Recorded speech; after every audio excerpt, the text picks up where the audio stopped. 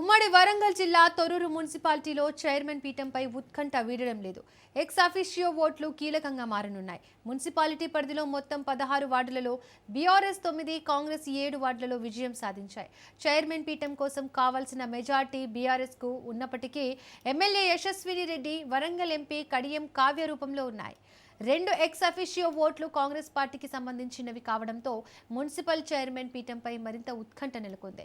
Municipal chairman పీఠం కోసం Congress, BRS విశ్వ ప్రయత్నాలు చేస్తున్నాయి.